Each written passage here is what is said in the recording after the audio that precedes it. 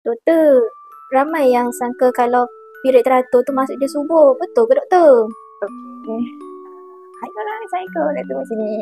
Okay, wanita, kalau korang punya period tu adalah teratur, itu sebenarnya adalah good news. Kemungkinan besarnya korang tu adalah subur. Tapi bukan semua yang period teratur tu adalah betul-betul ada waktu subur itu. Kes yang macam mana, mungkin dia teratur tetapi dia tidak berjaya pregnant. Nombor satu, contoh, mungkin sepanjang dia punya kitaran, contohlah kitaran period dia 28 hari. Tapi dia boleh jadi juga dia tiada hari ovulasi. Maksudnya tidak menghasilkan telur. Ada juga orang-orang yang ada masalah macam QOH ke, AMH dia rendah ke kan. Macam berkaitan hormon kan. Maksud dia boleh menyebabkan telur tu tak keluar.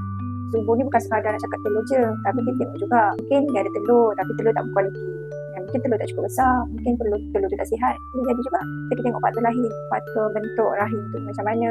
Ada tak tube fallopian yang tersumbat. Kalau tube kita tersumbat, macam mana persiapan nak berlaku, telur tak boleh nak berjumpa dengan sperma. Mungkin ada masalah lain, telur tak boleh nak keluar daripada ovari. Contoh macam ada meiosis ke, ada masalah sis ke kan. So dia boleh menyebabkan walaupun teratur tapi tak boleh nak dapat zuriat. Semoga korang yang sedang PKC ni, semoga korang dapat lekat cepat berjaya hamil. Untuk korang yang ada masalah macam ni, korang nak doktor membantu, korang boleh isi beg dulu dekat bawah. Korang isi detail, insyaAllah kita akan bantu awak. Macam mana kita nak mendapat cahaya mata tu. Okay, bye-bye.